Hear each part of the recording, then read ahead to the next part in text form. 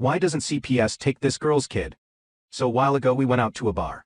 I didn't drink, just went to watch a show they were playing, but it was fun. I went with my best friend and her friend.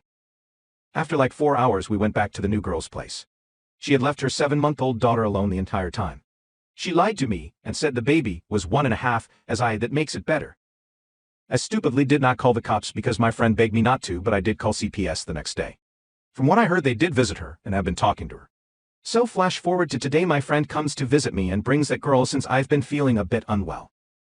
Well, on the way, after finding out they're visiting me, she has my friend turn the car around and goes to pick up her daughter ASAP after hearing it was me they were going to visit. So she'd left her alone again, and only went to go get her because she was probably scared I'd call the cops. My friend called to tell me this after and to say she's not going to be friends with the girl anymore.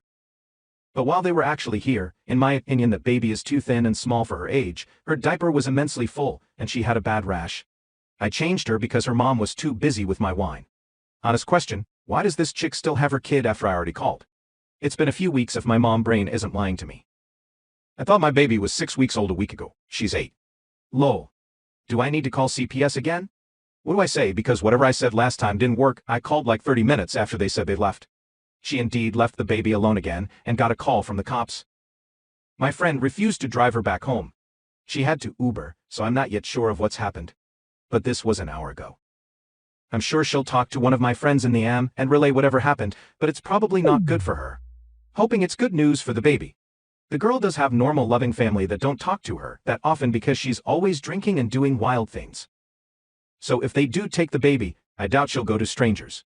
She just kept mentioning at one of the hangouts how her family is so judgy and doesn't know how to mind their business. Although I did offer to the cops to take in the baby if needed. Maybe a little nuts on my part. I have an 8-week-old and I'm a single mom. But I'm a great mom and she'd be well taken care of. I doubt that's how it works, or that I'll be taken in consideration. But yeah, I've been up and thinking about this situation too. It stresses me out because I'm worried they won't do anything. I also informed them of the last time this happened and asked them to report the bad diaper rash. I'm sure that poor baby's diaper was extremely full when they found her, so I probably didn't even really need to mention it. I forgot to say here, but the day she left her alone the first time that I saw, the baby had shit all over herself. Mom still decided to pour people shots before trying to do anything. I truly regret only doing a CPS call that time. Lesson learned, the hard way, that if needs to be a police call.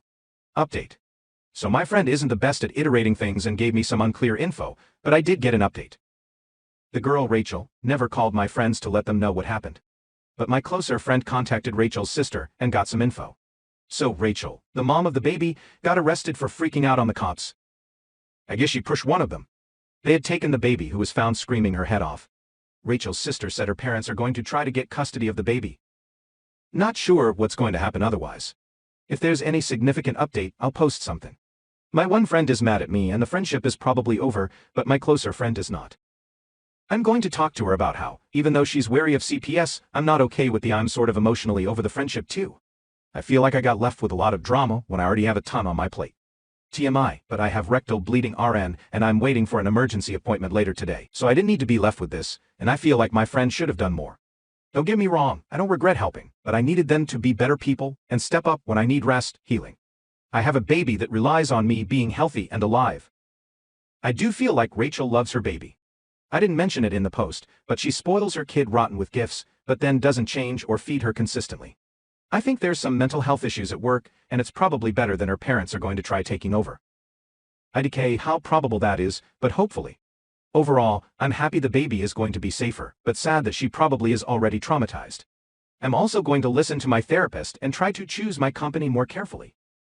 I do feel like there's a lot of drama in my life because I choose people who I want to help and that aren't stable or happy in their lives, and then I end up with friends that don't do anything about severe neglect or my very difficult baby daddy. This situation made me think a lot and made me very sad. I hope baby will be okay. Edit. I forgot to add, but my friend is mad at me because they'd gone to the New Year's Eve rave and did ecstasy and Molly, so they were scared to get into trouble.